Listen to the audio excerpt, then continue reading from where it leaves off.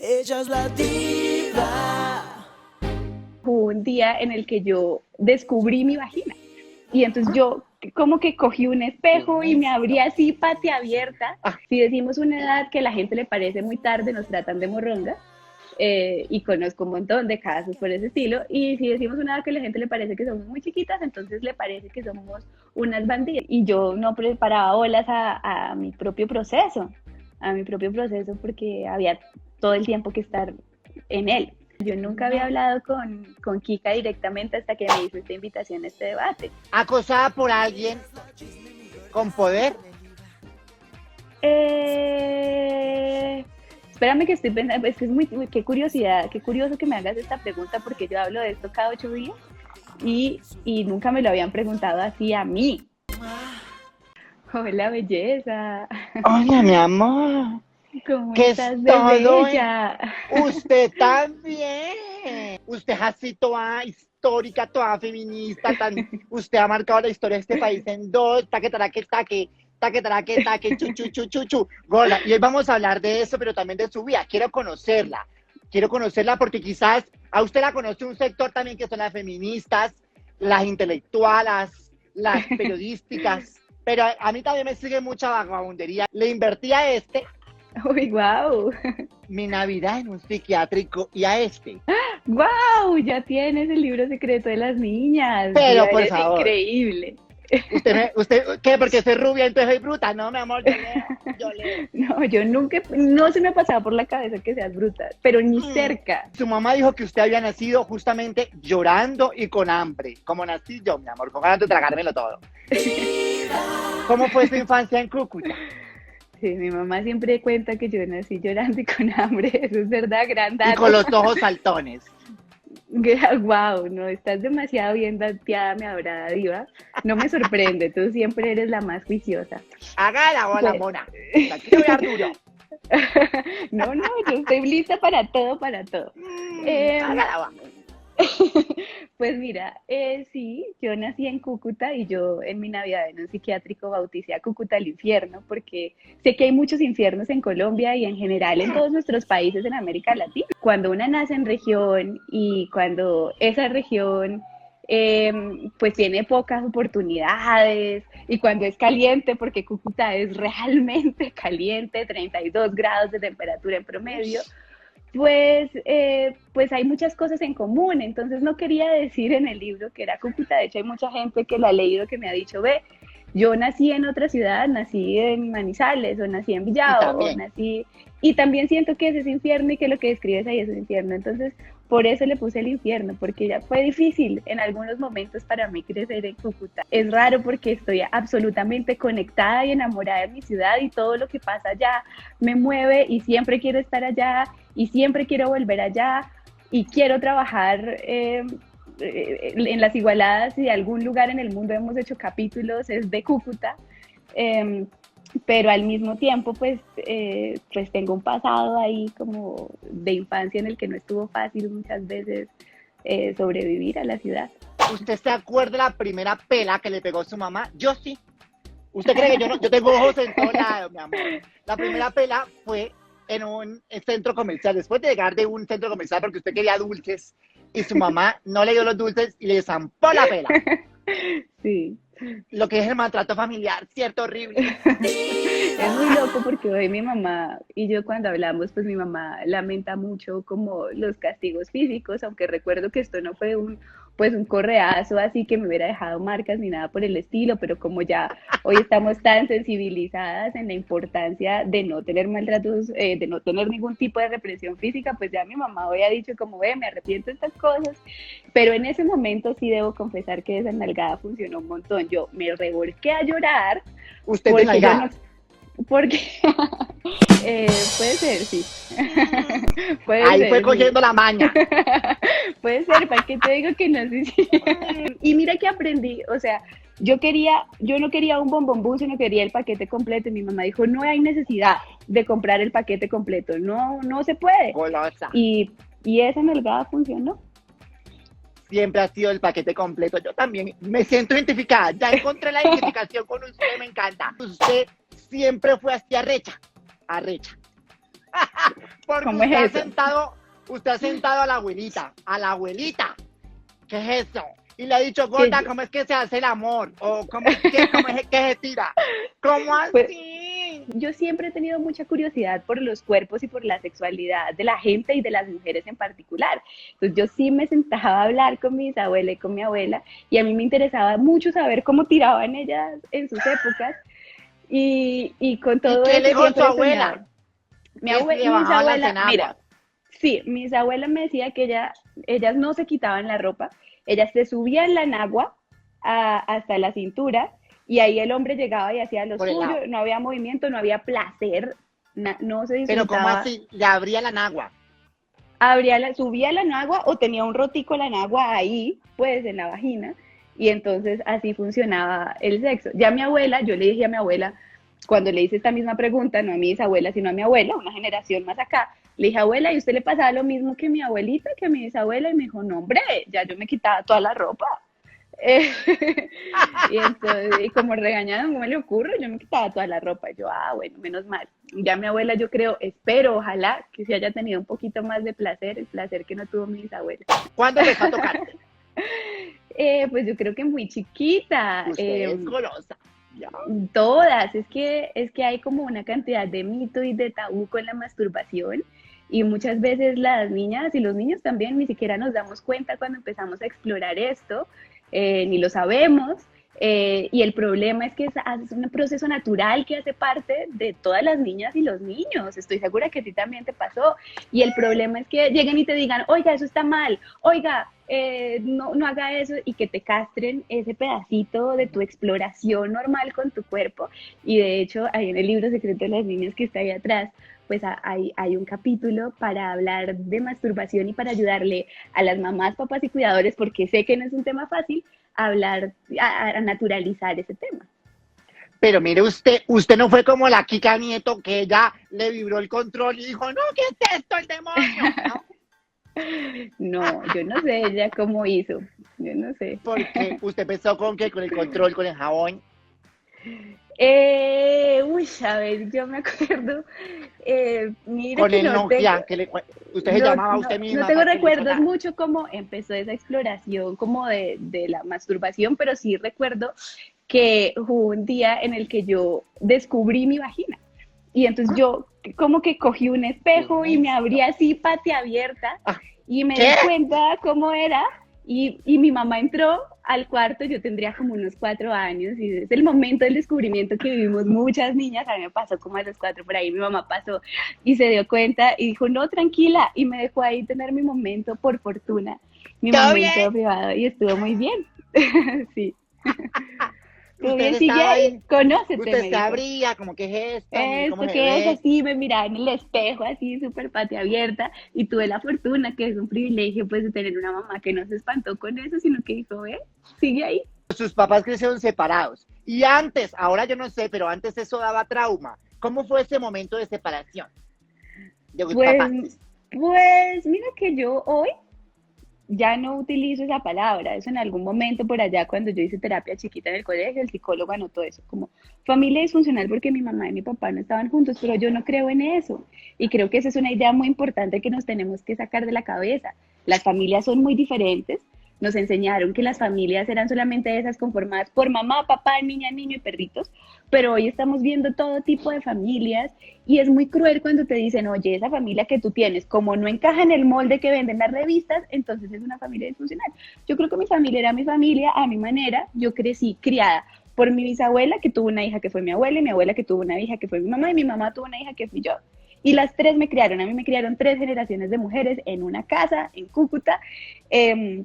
Y mis papás no vivían juntos en general, digamos que tenían como una relación cercana. Yo veía a mi papá esporádicamente, aunque ha sido realmente en los últimos años en los que más nos hemos acercado, pero hoy sé, y se lo digo por ahí a todas las niñas que nos están viendo y que alguna vez les han dicho que tienen una familia disfuncional, ay, no se coman ese cuento. Entonces, ¿usted creció con ese trauma con su papá que nunca apareció y por eso fue que se hizo feminista o qué? Amor, esto... ¿Usted creció resentida con los machos? Esto es muy chistoso porque siempre hacen esa pregunta. ¡Ay, Y a, taquiché! Y a mí me encanta que tú la hagas porque nadie se atreve a hacerla así de frente. Es que por eso es que me gusta la diva a mí. Este, A me mí, gusta de frente. a mí me parece que no es mi caso, ¿sí? Pero sí hay feministas que dicen como yo me hice feminista porque tengo un dolor con los hombres, lo puedo entender perfectamente. Es que casi la mitad de las mujeres de las madres en el país son madres solteras y son papás ausentes que han dejado a sus hijos, no en todos los casos, hay papás maravillosos sin duda, pero la cifra es tan grande que tiene sentido que haya muchas mujeres con dolores por esa ausencia de los hombres, con dolores también por haber sido víctimas de la violencia sexual. Entonces, si existen feministas que se enuncian como feministas y que esto viene de un dolor o de un resentimiento con los hombres, yo no le tengo miedo a la palabra resentimiento, me parece válido. Creo que no es mi caso, yo he tenido altos y bajos en mi relación con mi padre, como te digo, hace unos años nos hemos acercado mucho más, pero considero que eso está saneado y que mi proceso en el feminismo viene de otro lado.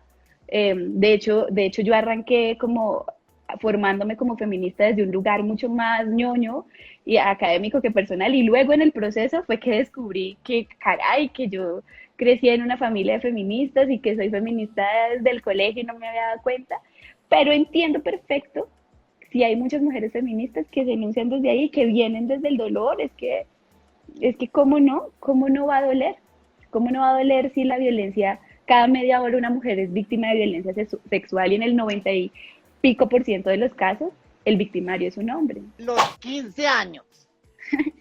¿Cómo fueron los suyos? ¿Fueron tan soñados con el vestido de princesa, que no hay que el papá le baila el vals, que no hay que le quita la zapatilla y le pone el zapato? ¿Qué? ¿Cómo fue? Pues los míos, yo no, fue una sorpresa. Yo no quería una fiesta, pero mi mamá organizó una fiesta sorpresa, organizó una serenata con amigos, a la que fueron muchos amiguitos y amiguitas del colegio, y un noviecito que tenía en esa época que me regaló un Winnie Pooh. Y, y una serenata donde me cantaron canciones de Silvio Rodríguez, que era lo que cantaba por esta época. ¡Ay! ¿Qué es esa mametería? No sonaba en ese Sí. tiempo Diomedes Díaz ni nada. Sí, obvio, también, pero eso estaba más en las fiestas de la mamá. Y me puse un vestido, pero no fue un vestido así, repollo, no, fue un vestido que a mí me gustaba. eh, Escotado. y al final estuvo muy bonito. Yo no quería esa fiesta, pero a la larga hoy, en ese momento fue como raro porque no me la esperaba, pero hoy tengo un recuerdo bonito de esos 15 años, pues me encontré con mucha gente que quiero y que nos quería también, que me quería a mí y a mi mamá, entonces fue bonito. El secreto de una buena fiesta es irse comida. El que lo entendió, lo entendió. Y usted a los 15 ya había recibido su merecido. Uy, no. No, ¿Cómo no, pero no, así? no, pero no te voy a contar, o sea, mira, yo no te voy a decir la edad, primero porque, por varias razones. Bueno, Porque yo no creo en el concepto de la virginidad como concepto. como la Eh, Kika, que ya vamos a hablar de la Kika, que la Kika siempre aparece. Y entonces, y entonces, yo creo que, o sea, mira, yo creo que uno tiene una primera vez del sexo, pero creo que la gente se queda muy concentrada en que el sexo es meterlo y sacarlo, en que el sexo es penetrativo, y el sexo es mucho más que eso. Empezamos a explorar nuestra sexualidad con otra persona desde que nos damos una mirada, desde que nos damos un beso. Entonces, ¿qué? entonces en mi caso, pues la cosa, pues eso sí te lo puedo contar, fue muy consentida. Tuve la fortuna de vivir este proceso con un chico que estaba en el mismo plan que yo y por eso puedo recomendar un montón a las chicas que pues que empiecen a explorar con alguien de su edad, porque así garantizamos que no haya ningún abuso de poder, que no sea una persona que tiene más experiencia y que de pronto desde ahí termine aprovechándose. Yo lo viví muy bien, eso fue como en escalada porque lo que te digo, porque primero pasamos por el reconocimiento del otro. Yo primero, por ejemplo, quería saber cómo se veía el cuerpo del otro desnudo y no quería que me Como el tocaran ni que me pipí. hicieran nada. Te Yo quería ver a quería ver cómo estaba de grande. no, quería verlo todo, o sea, no Claro, tenía internet, hambrienta. Está bien. yo, ¿Qué no, hubo? yo no Se tenía le paró, ¿cómo internet, está? me da pura curiosidad, yo no tenía internet porque en casa mi mamá le daba miedo a internet, le daba miedo, no teníamos computador, no tenía un computador, pero no tenía internet, entonces yo pues nunca había visto ni siquiera porno ni nada y tenía curiosidad del cuerpo del otro, pero no quería que me hicieran nada y pasó mucho tiempo hasta que ya estuve lista para que ese proceso fuera escalando ¿Y y cómo ya, está pero de yo, una cuando está lista?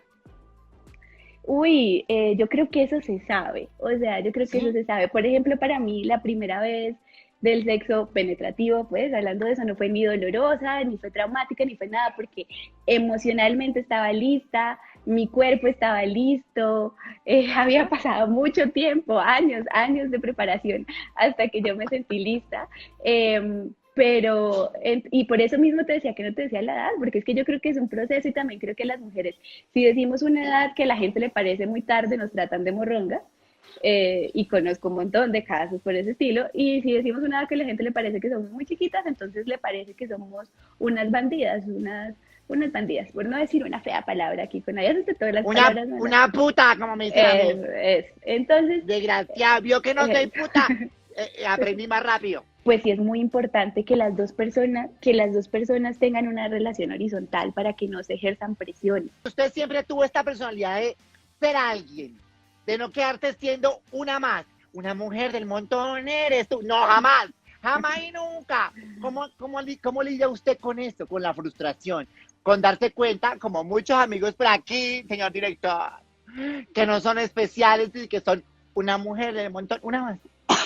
¿Cómo le va? Pues, pues, pues la manera de lidiar con eso es que, mira, esa idea de que tienes que ser especial es una idea muy millennial.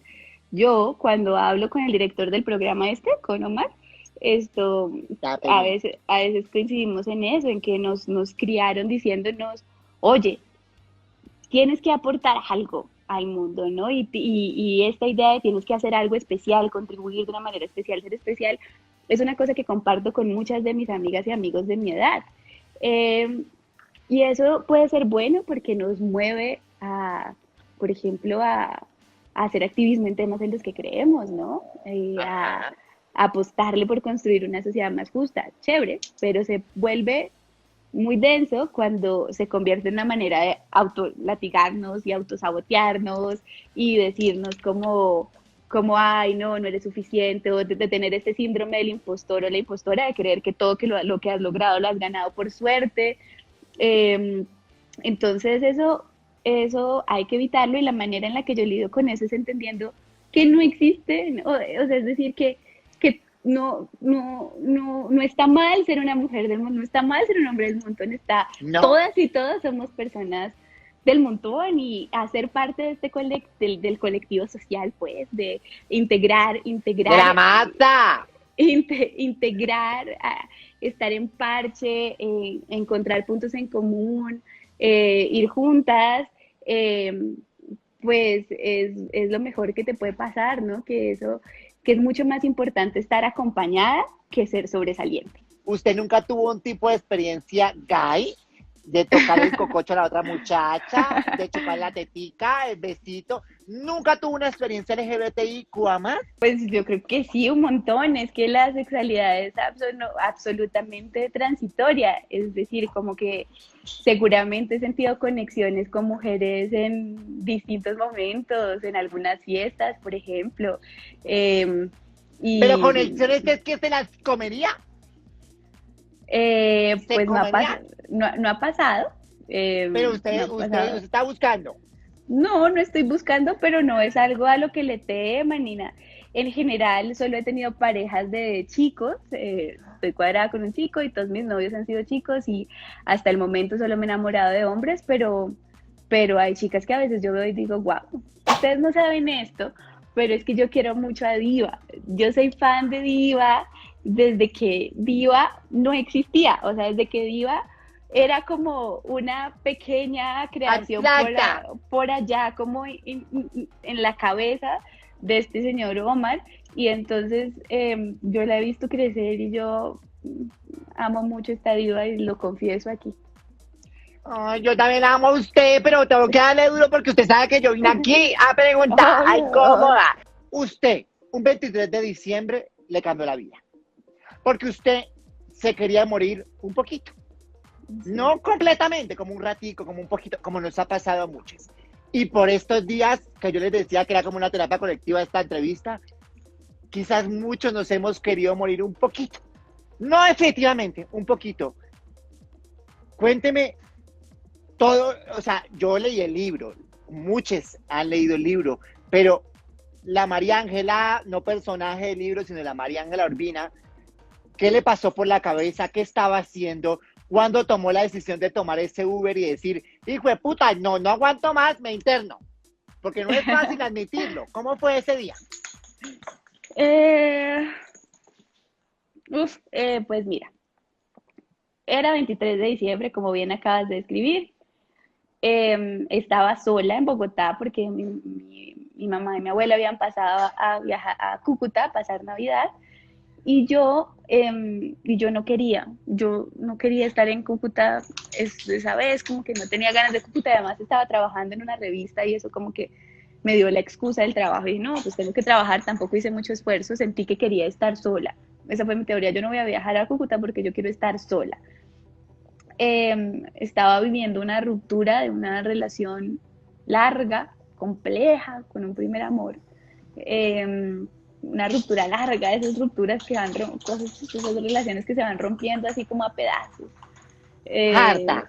Eh, sí, pues un primer amor, Jota. eh, J. Y entonces, y entonces me pasó que yo llegué a la casa después, nos dejaron salir temprano ese 23 de diciembre de la revista, llegué a la casa del trabajo y empecé a tener un tren de pensamientos que ya no recuerdo, pero esos trenes de pensamiento que vienen con la ansiedad, que son como eh, uno tras otro, Sí, me y al quiero fin, morir, no me soporto, no aguanto, no, ¿no? o de repente algo que me salió mal y entonces ese algo luego lleva a otro algo y todo termina con el fin del mundo, ¿no? Como La cadena. el problema es que se rompió esta matica, pero como esta matica era la matica más linda del mundo, entonces Es ya, vida. La vida se va a acabar. entonces vida la vida así, o yo soy muy En fin. torpe, que se me haya caído muestra que soy muy torpe, como soy muy torpe, también me va a empezar a ir mal en el trabajo, entonces no hay que, entonces todo termina con el fin del mundo. Ese es como el círculo de la crisis de ansiedad. Y yo empecé a tener muchos pensamientos así, seguramente por haber desatendido durante mucho tiempo la salud mental, eh, por no haberle parado bolas, por haber romantizado esto del drama de, ay, sí, soy dramática, guau, ay. Y también por estar muy concentrada en ese momento en la salud mental del novio que yo tenía y no en la mía, todo giraba un montón alrededor de él eh, y de su depresión. Y, y yo no preparaba olas a mi propio proceso porque había todo el tiempo que estar en él. Y entonces yo empecé a sentir que me quería morir un poco y empecé a pensar en maneras en las que podría morirme un poco, no del todo, porque yo pues decía, no, yo no me quiero morir del todo, yo todavía tengo curiosidad de lo que viene en mi vida, pero me quiero morir un No poquito aguanto.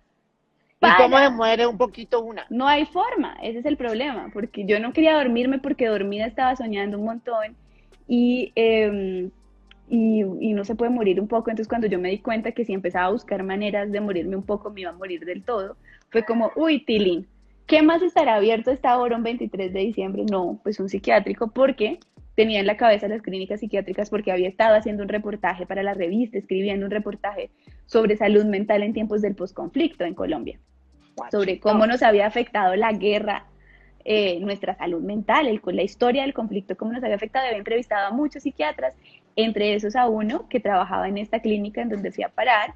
Me había hablado muy bien y yo dije, bueno, La esto es clínica allá, Thompson. la clínica Thompson, sí, que no vamos a decir el nombre porque es mejor que sea la clínica Thompson. Y así fue, cogí unos calzones, una pijama, no sé qué, y empaqué y pedí un Uber y llegué a la clínica como a las 11:30 de la noche de ese 23 de diciembre.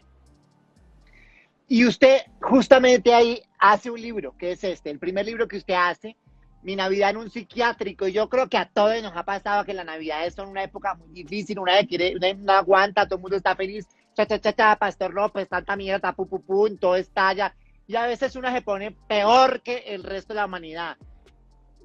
Pero cuando usted hoy, después de haber escrito este libro, después de haber interiorizado tanto en salud mental, después de haber hablado tanto de esto, ¿usted cómo podría decirle a alguien, oiga, gorda, usted está para internada o usted está para que vaya a terapia o usted está... ¿Cómo uno sabe esos niveles? ¿Los sabe? No, eso me lo han preguntado algunas lectoras del libro y yo nunca tengo la respuesta para eso. No se tiene eso. Eh, no hay una respuesta para eso. Yo sí creo que pues una hospitalización por salud mental es como una hospitalización por no sé, una infección, ¿no? Si a ti te da COVID, si a ti te da COVID, toco madera, pero entonces parece que lo ¡Ay, tenemos en calle! esta casa. Pero, digamos, si a ti te da COVID, lo que menos quieres es tener que llegar a una hospitalización, ¿verdad? Quieres atender eso en casa, quieres que te vea un médico domiciliario, tomarte unos medicamentos en casa que te hagan sentir bien. Pasa lo mismo con la salud mental. La hospitalización debería ser el último lugar en la escala. Lo que pasa es que yo en ese momento entré en una crisis y ese fue mi camino y a mí me sirvió porque escribí un libro que me ayudó a entender un montón de cosas que yo necesitaba, Y a pagar el arriendo pero, también, tanta cosa que sí, de los pero no es libros. como que yo lo recomiende, ay, ahora amiga, sí, vete, no, para nada. ¿Usted ha sido acosada alguna vez en la vida, gorda? Sí, sí, es que yo creo que yo no conozco a una mujer que no. Lo que pasa es que en principio nos cuesta trabajo identificarlo, pero sí, claro, sí. ¿Acosada por alguien con poder? Espérame que estoy pensando, es que es qué curiosidad, qué curioso que me hagas esta pregunta porque yo hablo de esto cada 8 días y nunca me lo habían preguntado así a mí, como Yo a estoy ti te han aquí. acosado, a ti te ha acosado alguien con poder, sí, así eres tú, qué cosa tan impresionante. Diva, no lo tengo tan claro y creo que esto tiene que ver con una cosa y es con que yo he sido siempre muy contestoncita. En un trabajo, en una revista en Bogotá que se vendía como la revista del periodismo joven, el periodismo revolucionario que va a cambiarlo todo.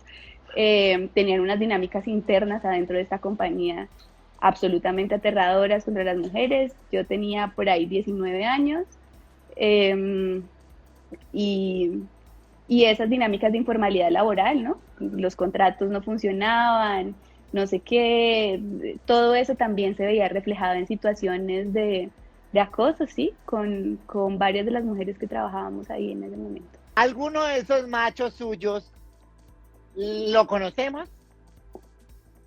¿Es famoso, es populacho? Este, no, a mí me preguntan, Me a mí me, encanta ponerle las piernas.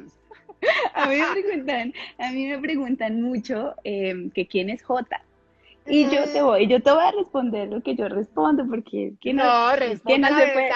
no se puede con todo, diva. Es que Jota, mucha gente me ha dicho, vea, Jota fue este novio que yo tuve también. Y yo creo que Jota puede ser ese primer amor que muchas tenemos y que está enunciado así. Ese libro es una ficción, ¿no? Es una ficción que está basada en una experiencia real. Y yo creo que la ficción es el mejor camino para contar verdades y para ser honesta. Entonces, no, dejémoslo ahí. O sea, es una ficción que me permite ser muy honesta y creo que J es, puede ser muchas personas. Y yo no, no te diría en quién está inspirada ese personaje porque a mí me gusta mucho que haya muchas mujeres o hombres incluso, ¿no? Que me han dicho como, sí, me representa ese primer amor que tuve en algún momento y que fue la relación de aprender a que las relaciones no tienen que ser sufridas, sino que pueden ser sanas y divertidas y placenteras. Fajarda.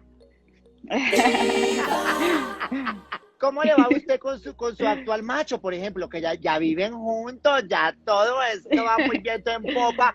A usted con los machos, con sus relaciones, ¿el feminismo está ahí presente? ¿Usted se considera que sí puede llegar a ser como harta, como de, ay, ya, gorda? ¿O usted cree que al contrario, es una relación más sana? Pues esa la antepenúltima pregunta habría que preguntársela a Juan Pablo, el novio. Papi, Eh, Mira, las feministas creemos que lo personal es político. Eso significa que creemos que esas cosas que históricamente nos habían dicho que eran privadas, ¿no? Que la ropa sucia se lava en casa, porque lo que pasa de puertas para adentro se queda de puertas para adentro y nadie se puede meter en lo que pasa dentro de una relación, es falsa si hay violencia. Si hay violencia, si hay algo que te hace daño, si hay algo que te da miedo y pasa de puertas para adentro, es un problema de interés público y además es público porque muchas mujeres viven estas situaciones de violencia dentro de sus casas todos los días. Entonces, sí, adentro de esta relación sí trabajamos mucho todos los días por aplicarnos lo que predico una y otra vez. Cuando yo conocí a Juan Pablo, ya era un hombre muy sensible con el feminismo. Juan Pablo, el editor, el que era editor de show. Él era editor de Choc, imagínate. Y él es artista, él es así visual, él es un pilazo, es pilísimo. Es un pilazo con un sentido del humor impresionante y además tiene una cosa que a mí me encanta y que me parece A mí muy también. sexy.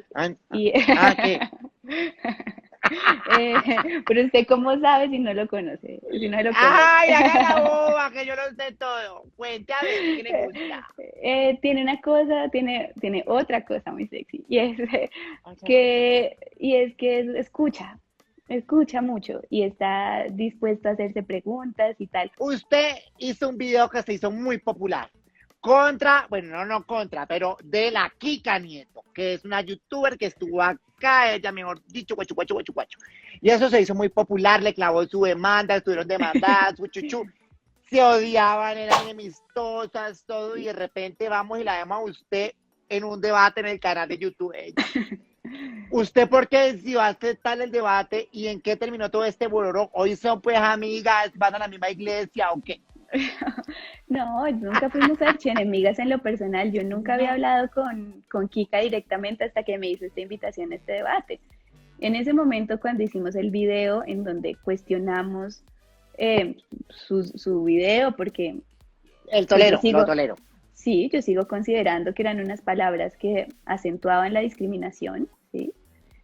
Contra las personas LGBT, y cuando lo cuestionamos, yo nunca hablé con ella personalmente, en ese momento a mí me llegó la tutela, creo que me llamó en algún momento como algo de comunicaciones o la manager o algo así, pero yo nunca tuve la oportunidad de hablar con ella directamente en ese momento y nunca tuve yo ningún problema personal con ella. Yo creo en una cosa que está puesta en este libro y es que una tiene que ser suave con las personas y firme con las ideas. Con las ideas. Entonces, en ese momento fuimos muy firmes con nuestra idea porque considerábamos que era necesario llamar la atención sobre las palabras que discriminan. Pero luego vi que ella empezó a hacer estos formatos de debate y me encontré con que había como posturas interesantes ahí, que estaba invitando distintos puntos de vista a su espacio y que estaba siendo además respetuosa con esos puntos de vista contrarios. Y cuando me escribió me dijo como, oye, me gustaría invitarte a este debate sobre aborto, pues me dieron nervios porque los debates siempre asustan un poquito, ¿cómo no? Claro.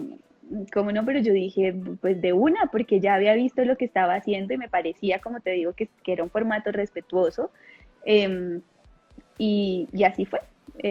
Y me parecía importante también pues aportar de este lado nuestros puntos de vista a favor de la decisión de las mujeres en un espacio como el de ella, en el que muy probablemente mucha gente iba a estar en contra.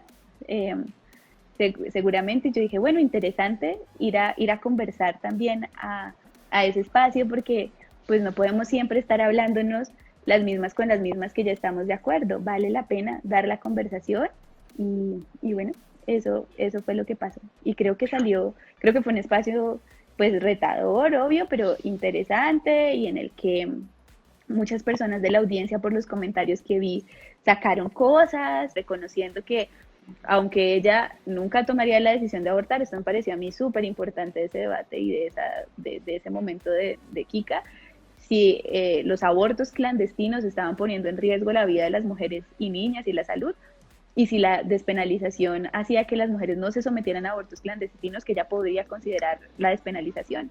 Una puede ser feminista y ser religiosa. Claro, claro que sí. feminazi, no es que le voy a echar ácido, la voy a violar, ña, ña, ña. Yo supongo que aunque usted ya se lo vio paisaje, no debe ser fácil. No. Ay, no, y no es tan paisaje. Pues yo pasé por varios momentos con eso. Yo siempre cuento que el primer video de Las Igualadas era un video en donde que se llamaba Las mentiras más estúpidas de las mujeres y el amor. Y yo salía con mi vestido favorito, así un vestido que en ese momento era mi vestido favorito y me lo ponía. Le daba trilla. Quedó bien quemado ese vestido. Un vestido así como como con un cuellito así, no sé qué, y era un tono en el que decíamos como, oye, mira que los celos no son amor, mira que es importante tener relaciones en donde no haya gritos, porque eso escala y puede terminar en casos muy duros de violencia, de feminicidio, no sé qué, y terminaba yo así picándole el ojo a la cámara, ay, o sea, como tengamos relaciones chéveres, chan. Y el primer comentario era feminazi insolente, tiro en la frente. Entonces, Tiro en la frente. tiro en la frente. Y eso fue un aterrizaje muy cruel como a entender lo que se nos venía cuesta arriba como equipo en Las Igualadas, porque Las Igualadas siempre hemos sido un equipo, que en ese momento pues arrancó con Viviana Borges y Juan Carlos Rincón, luego Juan Carlos se fue y durante mucho más tiempo estuvimos Viviana y yo trabajando juntas y haciendo real Las Igualadas y esto qué, y bueno, no fue fácil para ninguna de las dos, ¿no? Ni para Viviana ni para mí. El proceso, para mí como presentadora, como, digamos, poniéndole la cara al tema, pero ella también, pues recibió durante mucho tiempo mucho hostigamiento. Y fíjate que las amenazas y esas cosas que yo suelo recibir están muy asociadas al género también y son cosas que le pasan a las mujeres en su día a día y que a veces simplemente las redes o sea, como que ponen es ahí como el espacio para reflejar esa misma violencia que ya está sucediendo. Entonces son amenazas de violencia sexual, son amenazas te voy a echar ácido en la cara, en la calle, como ese tipo de cosas que son violencia de género y que luego se convierten en amenazas virtuales. Entonces yo al comienzo era como, ay no le voy a prestar atención a eso, no sé qué. Y luego me di cuenta de que había que prestarle atención porque Internet es un espacio más que habitamos, es tal vez el espacio en el que más tiempo pasamos. Hoy pasamos mucho más tiempo en nuestro celular, en Internet, que en cualquier otro tipo de lugar. ¿Sigue en terapia? Claro, cada 8 días, muy juiciosa, o cada 15. Todo el tiempo, es que, a ver, hay países en donde la gente va mucho más a terapia que al odontólogo, porque esto es una cosa que se tiene que atender.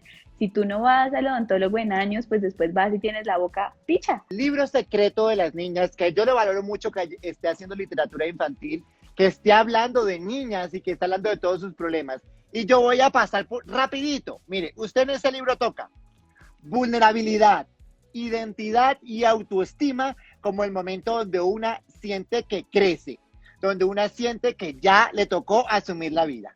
Usted habla del primer beso, habla de los papás espía, porque hay papás espía, que la espían a una, Sí. una ni sabe, le están chismerreando. Ser amiga de los papás es otro tema que a una siempre le causa curiosidad. Una sí puede ser amiga de los papás, o los papás son papás y no amigos. Mencionó eso usted ahorita, suave con las personas y firme con las ideas. El estereotipo de los niños y las niñas. Y en general lo que es el determinismo infantil. Mi pregunta va para allá. ¿Usted cree que todos estamos jodidos porque nos criaron mal? Porque en general la infancia la pasamos ahí como a regañadientes y no le damos la importancia que tuviera. Quizás si nos criaran con más amor, con más espectro del mundo, con más diversidad, tuviéramos otro tipo de adultez, o yo estoy loca.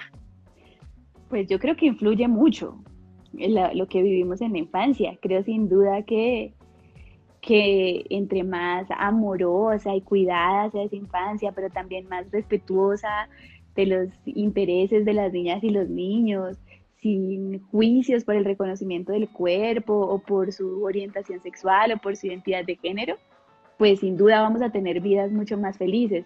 También creo que para las mamás y los papás es muy difícil criar niñas y niños también, y vivimos unos tiempos hostiles donde los niños abren la ventana y se encuentran con esta situación de violencia tan terrible, se encuentran con estas imágenes de esas personas en quien depositamos nuestra confianza y a quienes les pagamos impuestos, violando los derechos de tantas personas. Es verdad.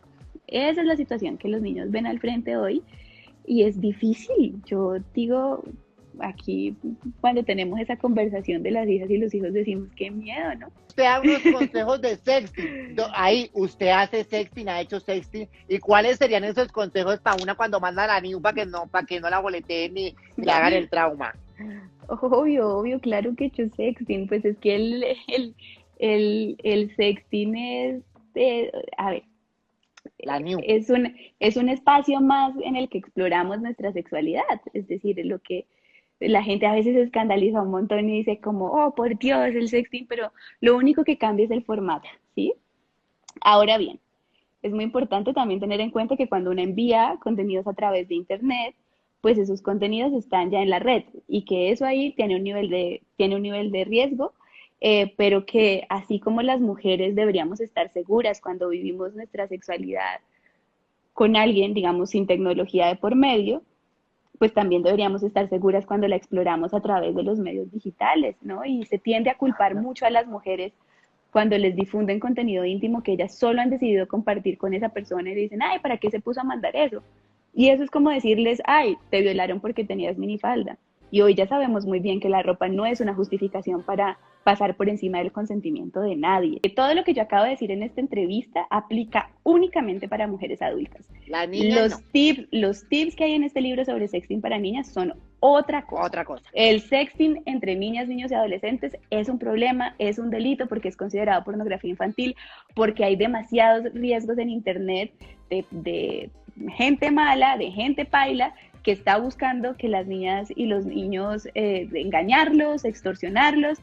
Entonces, pues hablamos de esto porque sabemos que es una realidad, pero es pues muy importante aclarar que cuando se trata de niñas, niños y adolescentes, no, señor. No se puede. O sea, el Pastrana, pues, no, mi amor. Piloto. Sí, no sé. No va a ser el Pastrana. Desde toda la mierda que quizás ha comido, de esa salud mental atormentada, de esas frustraciones, desde tantas cosas que a veces vivimos como seres humanos, ¿qué pudiera decirle a esa niña chiquita que le pueda servir a esa María Ángela de hoy? O sea, viaje en el tiempo conmigo, viaje. Esa pregunta que tú haces es muy hermosa.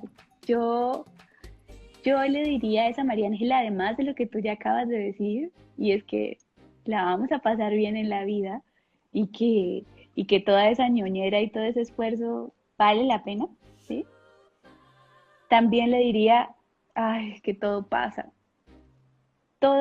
reina, todo pasa, nada es así del límite como estabas creyendo en ese momento, y eso pasa mucho en la adolescencia, que una cree que ahora sí es el fin del mundo, todo es límite, pasa mucho en la adolescencia, y yo le diría a esa María Ángela chiquita como, va a pasar, todo pasa, el acné va a pasar, y va a pasar también ese dolor que tienes en este momento por ese algo que está pasando en el colegio, y nada de esto va a ser el fin, vas a tener muchos otros comienzos y muchos otros fines, y así es la vida. Usted puso a todo el país a hablar de feminismo. Así le digan feminismo tibia, feminista pop, o como se les dé la gana de decir, porque quieren extremos. No, mi amor, yo y este director se sienten orgullosos de usted, de lo que ha hecho y de lo que va a hacer, porque usted, aunque no lo crea, cambió un poquito la historia y está salvando vidas.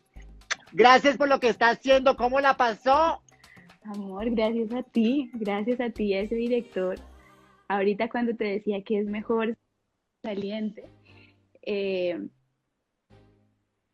eso es también para ti, para ese director que tienes ahí.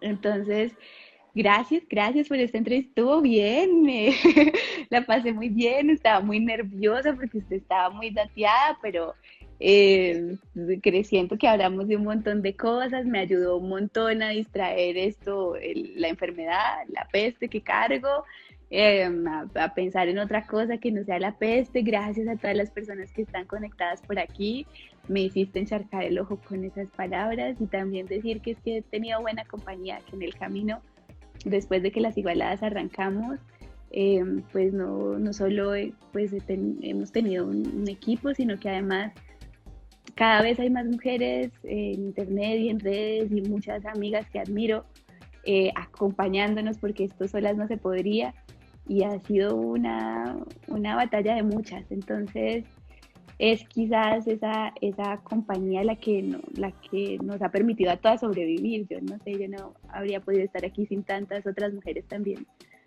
ahí insistiendo, haciendo periodismo feminista. Cada vez hay más medios de periodismo feminista y en ese colchón y en la amistad también me apoyo mucho. Entonces, muchas gracias. La Chao, quiero belleza. mucho. Chao, mi amor.